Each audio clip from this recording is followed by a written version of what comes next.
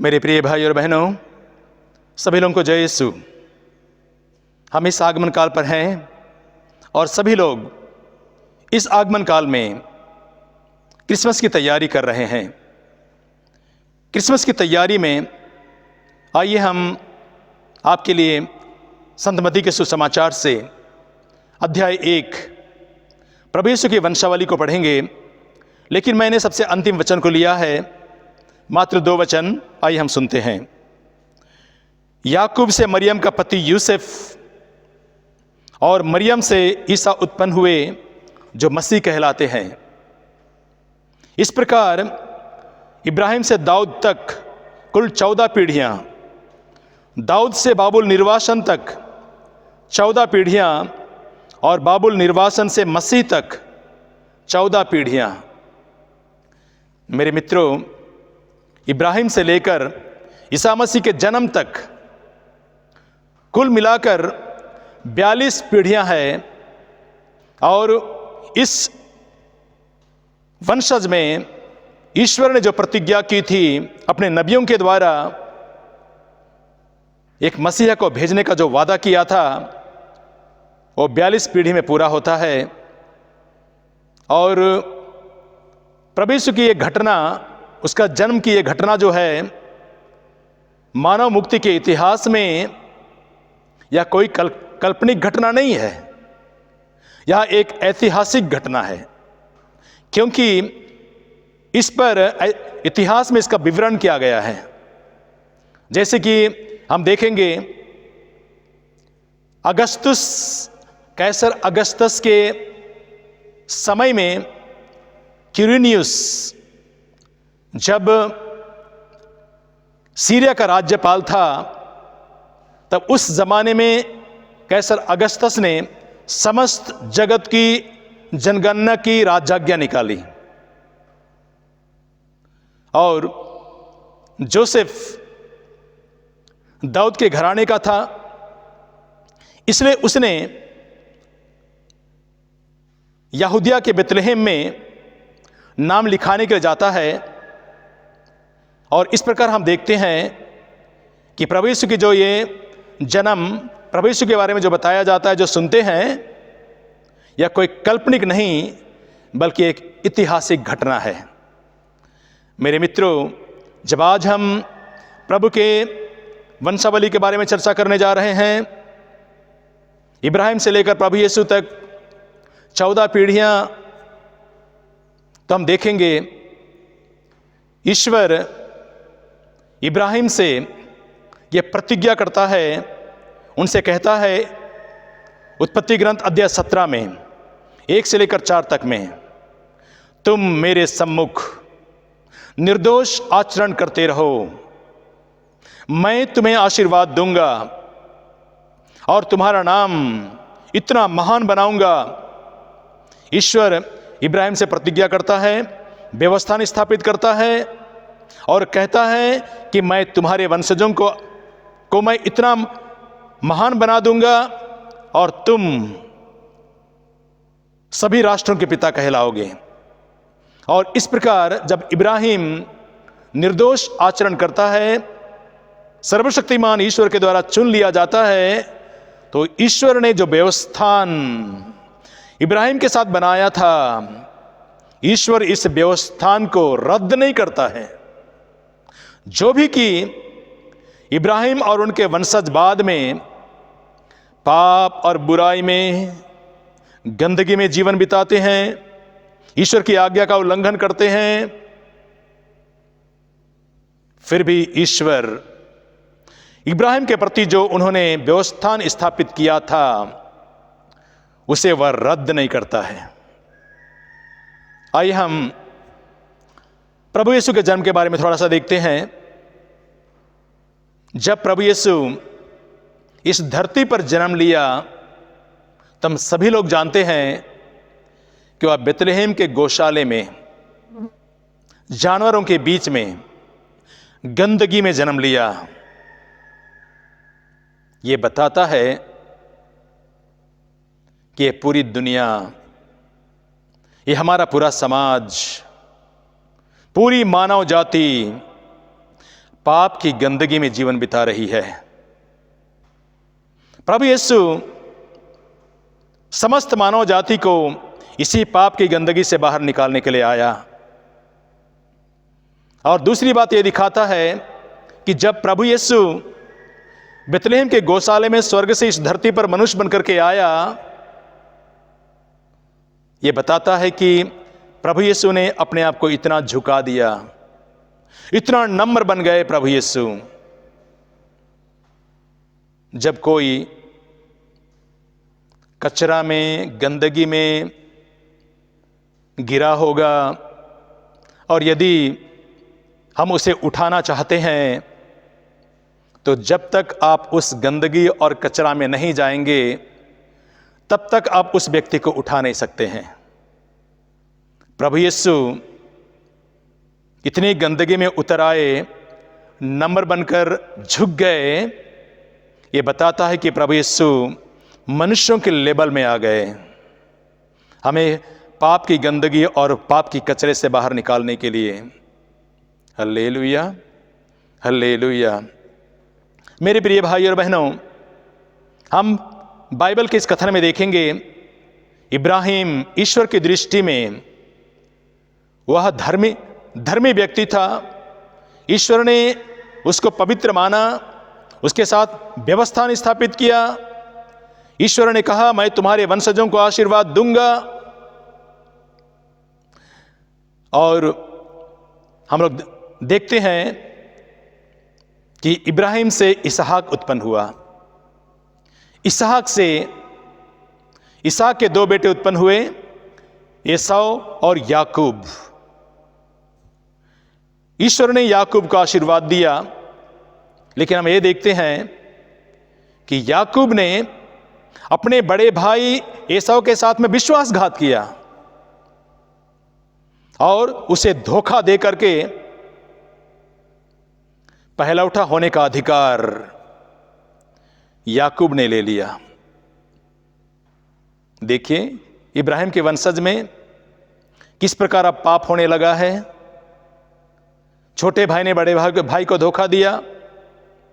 और हम आगे देखेंगे, जब याकूब लाबान के घर में एक नौकर की तरह जीवन बिताता है और 14 साल काम करने के बाद लाबान की बेटियों के साथ वो शादी करता है, 2 बेटियों के साथ। और याकूब के 12 बेटे उत्पन्न होते हैं जरूर, लेकिन हम ये भी देखेंगे कि वही याकूब जिसको ईश्वर ने आशीर्वाद दिया था, याकूब ने दासी के साथ उसने व्यभिचार का पाप किया और उससे भी 2 बेटे उत्पन्न हुए। मेरे मित्रों, याकूब का यही संतान बाद में मिस्र देश में चला जाता है और वहां पर 430 वर्षों तक यह प्रजा गुलाम रहती है, जिसके विषय में ईश्वर ने इब्राहिम से कह चुका था कि मैं तुम्हारे वंशज को 430 वर्षों तक मैं गुलाम रहने दूंगा। क्योंकि इब्राहिम के वंशज इब्राहिम की तरह वे लोग कर्तव्यनिष्ठ और ईश्वर के प्रति निष्ठावान नहीं थे। उन लोगों ने पाप किया, धोखा दिया, व्यभिचार का पाप किया और कई प्रकार के बुराई के पाप किए। इसलिए ईश्वर ने उनको सजा दिया और उनको मिस्र देश में गुलाम बना दिया। हम आगे देखेंगे, ईश्वर जब इस प्रजा को हम लोग इब्राहिम की संतान को देखेंगे तो याकूब के द्वारा जरूर 12 बेटे हैं, उनमें से एक बेटा का नाम है यूदा। यूदा की इसी संतान में ईसा मसीह जन्म लेता है। लेकिन यूदा जिसके 3 बेटे थे, 2 बेटे मर गए और यूदा की जो पुत्र वधू थी, बेटी की जो पत्नी थी, वो बिना संतान के वो लोग मर जाते हैं। तब यूदा उसकी पुत्र वधू से कहता है, जब तक छोटा बेटा बड़ा नहीं हो जाता है तब तक तुम अपनी मायके चले जाओ, जब छोटा बेटा बड़ा हो जाएगा तो मैं तुमको वापस बुला लूंगा। और यूदा के साथ में एक प्रकार का धोखा होता है और उसकी पुत्र बद्धू यूदा के साथ वह व्यभिचार का पाप करता है और उस पुत्र बद्धू के द्वारा 2 पुत्र उत्पन्न होते हैं जिसका नाम बाइबल में लिखा हुआ है जारा और पेरेस। इसी खानदान में ईसा मसीह का जन्म होता है। जो 42 पीढ़ी की बातें कर रहे हैं हम लोग, तो हम लोग ये देखते हैं कि इब्राहिम के इस परिवार में दाग लगता है, वंशज कलंकित होता है। अब ये वंशज पवित्र नहीं रह जाता है, फिर भी परमेश्वर इस प्रजा को वो अपनी प्रजा मानता है। Hallelujah, hallelujah. हम आगे देखेंगे, हम अच्छी तरह से जानते हैं राजा दाऊद, उन्होंने किस प्रकार उरिया की पत्नी को अपनी पत्नी बना लिया और उरिया को मरवा डाला। फिर से हत्या हुआ, फिर से धोखा हुआ, व्यभिचार का पाप हुआ। इतना ही नहीं, उसी राजा दाऊद के परिवार में उनके बेटे और उनकी बेटी के बीच में व्यभिचार का पाप हुआ। तो ऐसा खानदान, ऐसा वंशज, जिस वंशज में प्रभु यीशु जन्म लेता है और ईश्वर अपनी इस प्रजा को, जो हम बाइबल में देखेंगे संत पेतरुस के पहले पत्र में अध्याय 2 में और वचन 9 में लिखा है, जहाँ प्रभु का वचन कहता है, आप लोग चुने हुए वंश, राज के याजक वर्ग, पवित्र राष्ट्र और ईश्वर की निजी प्रजा हैं, जिसने आपको अंधकार से निकालकर अपनी अलौकिक ज्योति में बुला लाया है। मेरे प्रिय भाई और बहनों, मैंने अभी तो आपको केवल राजा दाऊद तक की बातों को बताया है, लेकिन लोग बाद में देखेंगे ईश्वर की इस प्रजा के द्वारा इसी प्रकार बड़े बड़े अपराध, घिनौने पाप होते हैं। हत्या का पाप, व्यभिचार का पाप, कई प्रकार की बुराइयां होती हैं, बड़े बड़े अपराध होते हैं। तब ईश्वर उनको और दंड देता है और वे लोग बाबुल निर्वासन में चले जाते हैं, जहां राजा नबूकदनेस्सर उनको गुलाम बना लेता है और अपने देश में ले जाता है। और इस प्रकार इब्राहिम की यह प्रजा एक ऐसे देश में निर्वासित हो जाती है जहां वे लोग गुलामी का सा और एक बार जीवन बिताते हैं। और हम लोग देख रहे हैं वचन में, बाइबल में लिखा हुआ है, बाबुल निर्वासन से मसीह तक और 14 पीढ़ियां। तो इस प्रकार इस वंशज में कभी धोखा, कभी व्यभिचार, कभी हत्या, कभी के बड़े बड़े पाप। और ये लोग ना केवल इतना ही पाप किया, बल्कि ये लोग जादू टोना तंत्र मंत्र में अपने परमेश्वर को भूल गए। तब परमेश्वर जरूर उनको दंड देता है। लेकिन हम ये भी देखते हैं कि ईश्वर ने इब्राहिम से जो प्रतिज्ञा की थी, मैं तुम्हारे वंशजों को आशीर्वाद दूंगा, ईश्वर इब्राहिम के द्वारा इब्राहिम से की गई इस प्रतिज्ञा के प्रति इस व्यवस्थान को वो बनाए रखता है, इब्राहिम को याद करता है। और उस व्यवस्थान को इतने पाप होने के बावजूद भी ईश्वर उस व्यवस्थान को रद्द नहीं करता है। Hallelujah, hallelujah. मेरे प्रिय भाई और बहनों, हम लोग बाइबल में देखेंगे किस प्रकार ईश्वर की इस वंशावली में, इब्राहिम की इस वंशावली में बड़े बड़े पाप होने के बावजूद ईसा मसीह का जन्म होता है। जब आज हम लोग इस समय इस आगमन काल में क्रिसमस की तैयारी कर रहे हैं, ये तो था इब्राहिम की वंशावली, जहाँ हत्या हुआ, जहाँ व्यभिचार हुआ, जहाँ पर धोखा दिया गया, जहाँ पर वे लोग जादू टोना तंत्र मंत्र में चले गए, अपने परमेश्वर को भूल गए, कई प्रकार के बड़े अपराध हुए।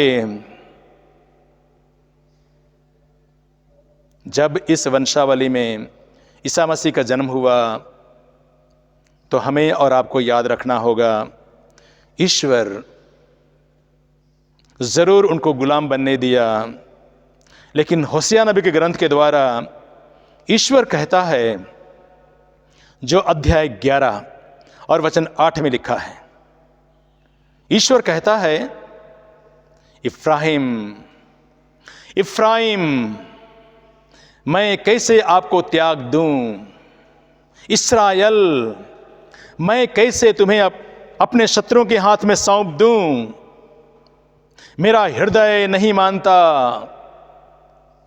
मैं दया से उमड़ पड़ता हूं। इतने पाप होने के बावजूद, इतने बड़े बड़े अपराध होने के बावजूद परमेश्वर कहता है, मेरी प्रजा के प्रति मेरा हृदय उमड़ पड़ता है। देखिए मेरे मित्रों, जरूर इब्राहिम के इस परिवार में, इस वंशज में इस प्रकार के पाप हुए। ये तो इब्राहिम और प्रभु यीशु के वंशावली के विषय में 42 पीढ़ियों के बारे में बताया गया है। अभी आपका परिवार कैसा है? क्या कभी आपके परिवार में हत्या नहीं हुआ? क्या कभी आपके परिवार में व्यभिचार का पाप नहीं हुआ? क्या कभी आपके परिवार में किसी के साथ धोखा या विश्वासघात नहीं हुआ? क्या कभी आपके परिवार में जादू टोना तंत्र मंत्र वैद्य विद्या नहीं किया गया? क्या आपके परिवार के लोग कभी उस परमेश्वर को नहीं भूल गए? क्या आपके परिवार में कभी, आपके परिवार में कई लोग वे अन्य देवी देवताओं की पूजा नहीं किए? आपका परिवार भी तो इब्राहिम के उसी वंशज की तरह कितना घिनौना, गंदगी में, पाप में, बुराई में उसी प्रकार है। जब प्रभु यीशु इब्राहिम के इस खानदान में, वंशावली में जन्म लिया, तो प्रभु यीशु इब्राहिम के इस परिवार को और एक बार शुद्ध करना चाहता है। प्रभु यीशु में कोई दाग और कोई कलंक नहीं है। तीमोथी के पहले पत्र में अध्याय 6 में और वचन 9 में लिखा है, प्रभु का वचन 15 में लिखा है, जब प्रभु का वचन कहता है, जहाँ प्रभु यीशु के बारे में लिखा हुआ है, वो राजाओं का राजा, वो प्रभुओं का प्रभु है, वह अमरता का एकमात्र स्रोत और अगम्य ज्योति में निवास करने वाला, वही प्रभु यीशु जो अगम्य ज्योति में निवास करता है, इब्राहिम के इसी खानदान में मां मरियम के गर्भ में आए। इब्राहिम के इस खानदान को शुद्ध करने के लिए, पवित्र करने के लिए, पाप की गुलामी से मुक्ति देने के लिए ईश्वर अपनी इस प्रजा को नहीं भूल पाया। हमारे जीवन में भी ईश्वर आना चाहता है। इस आगमन काल में हमारे जीवन में प्रभु आपको आशीर्वाद देना चाहता है। हमारे जीवन में भी कई प्रकार के अपराध और पाप हुए हैं। ये आगमन काल हमें एक मौका देता है कि हम प्रभु के पास जाएं। जिस प्रकार हम लोग देखेंगे संत लूकास के सुसमाचार में अध्याय 19 में, जक्केयुस प्रभु यीशु को देखने के लिए उसके अंदर में एक तड़प थी, उसके अंदर में एक व्याकुलता थी। मैं प्रभु को देखना चाहता हूं, प्रभु से मैं मिलना चाहता हूं। और उसके बाद हम लोग देखते हैं उसकी यही व्याकुलता, उसकी यही तड़प, उसके अंदर में इतनी प्यास थी प्रभु से मिलने के लिए। हम देखते हैं कि प्रभु यीशु उसके घर में प्रवेश करता है। मेरे मित्रों, जक्केयुस की तरह इस आगमन काल में हम प्रभु से मिलने के लिए हम एक मानसूबा बांधे, एक संकल्प लें, ताकि प्रभु यीशु हमारे जीवन में, हमारे परिवार में आवे, हमारे परिवार को नवीनीकरण दे। हमारे परिवार में जो पाप का बंधन है, बुराई का बंधन है, हत्या का, व्यभिचार का, कई प्रकार के धोखे देने का पाप है, उन सारे पाप और बुराई से हमारे परिवार को प्रभु यीशु मुक्ति दे। जिस प्रकार ईश्वर प्रभु यीशु ने जक्कैयुस से कहा, आज इस घर में मुक्ति का आगमन हुआ है, क्योंकि यह भी इब्राहिम का बेटा है। प्रभु यीशु को इस आगमन काल में आपके घर में प्रवेश करने दीजिए, क्योंकि वही प्रभु यीशु जो अमरता का एकमात्र स्रोत है, जो अगम्य ज्योति में निवास करता है, जो हमारा मुक्तिदाता है, हमारा उद्धार करने के लिए आया, ईश्वर का निष्कलंक मेमना हमें और हमारे परिवार को, हमारे वंशज को, हमारे वंशावली को प्रभु यीशु शुद्ध करे, पवित्र करे, हमारे परिवार को सारे बंधनों से छुटकारा प्रदान करे। Hallelujah, hallelujah, hallelujah. मेरे मित्रों, इस आगमन काल में मैं सबको